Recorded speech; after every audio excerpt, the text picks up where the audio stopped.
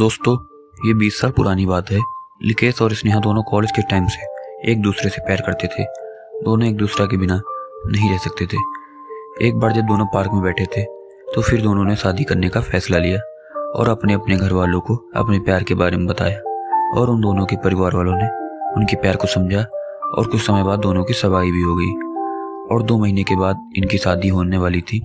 लेकिन शादी से पहले ऐसी घटना घटती है जिसकी किसी ने उम्मीद ही नहीं की थी। फिर एक दिन स्नेहा लिकेश को कॉल करती है और बोलती है, हेलो लिकेश।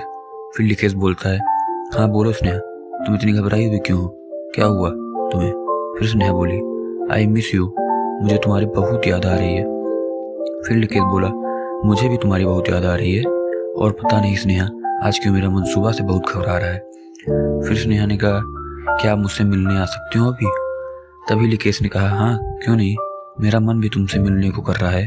फिर स्नेहा ने कहा, ओके, मैं अभी हॉस्पिटल में हूँ, प्लीज़ जल्दी आना। लिकेश थोड़ा घबरा गया। लिकेश ने पूछा, क्या हुआ, तुम हॉस्पिटल में क्यों हो? फिर स्नेहा ने कहा, कुछ भी नहीं, बस सुबह थोड़ी सी चक्कर आ गई थी, आप मेरे पास जल्दी आ जाओ ना Likesh, I really miss you. फिर लिकेश बोला, ठीक है मैं आ रहा हूँ, तुम घबराना मत, सब ठीक हो जाएगा। लिकेश ने फ़ोन रखा और तुरंत स्नेहा से मिलने चला गया। जब लिकेश हॉस्पिटल पहुंचता है तब वह स्नेहा बेहोश पड़ी रहती है। लिकेश यह सब देखकर बहुत घबरा जाता है। फिर कुछ समय बाद स्नेहा के पापा से पूछता है, क्या हुआ अंकल, स्नेहा बेहोश क्यों है? फिर स्नेहा के पापा ने रोते हुए कहा, कहते हैं, बेटा स्नेहा को बहुत बड़ी बीमारी है, उसे ब्लड कैंसर है और अभी आखिरी स्टेज पर है। डॉक्टर कह रहे हैं कि उसके पास अब वक्त बहुत कम है, वो अपनी ज़िंदगी की आखिरी लड़ाई लड़ रही है। प्लीज़ बेटा स्नेहा को कुछ मत बताना, अभी उसे कुछ भी पता नहीं है।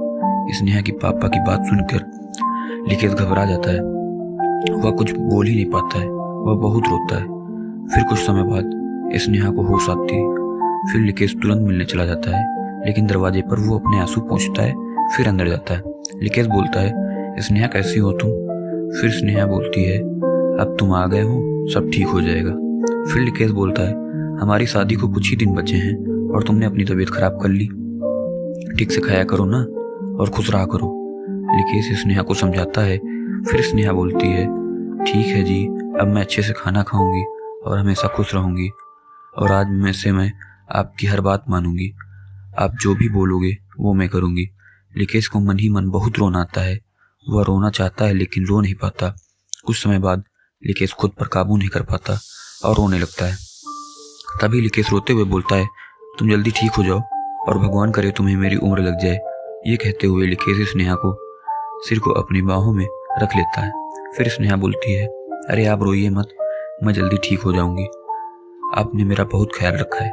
और स्नेहा लिकेश से बोलती है, मैं आपके बाहों में थोड़ी देर अपने सिर को ऐसे ही रखना चाहती हूँ। लिकेश स्नेहा के सिर को सहलाने लगता है और रोने लगता है।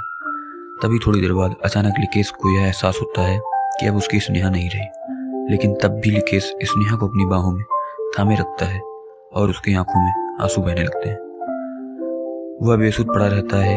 तभी थोड़ी देर बाद स्नेहा के पापा जब अंदर कमरे में जाते हैं, जहां वो देखते हैं कि उनकी बेटी ने लिकेश की बाहों में दम तोड़ दिया और लिकेश भी स्नेहा को अपनी बाहों में जकड़कर बैठा हुआ है। उस दिन के बाद से लिकेश बहुत टूट चुका था। उसने अपनी पूरी जिंदगी स्नेहा की यादों के संग बिताने का फैसला लिया और उसने किसी और लड़की से न तो प्यार किया और न ही किसी और लड़की से शादी की।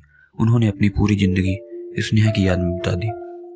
तो दोस्तों, ये थी आज की इमोशनल कर देने वाली कहानी। हो सकता है इस कहानी ने आपको भी थोड़ा इमोशनल कर दिया हो। दोस्तों, हमें कमेंट बॉक्स में कमेंट करके बताइए कि आपको ये स्टोरी कैसी लगी। हम उम्मीद करते हैं कि आपको ये स्टोरी अच्छी लगी होगी। अगर आपको ये स्टोरी अच्छी लगी तो सब्सक्राइब करना मत भूलें।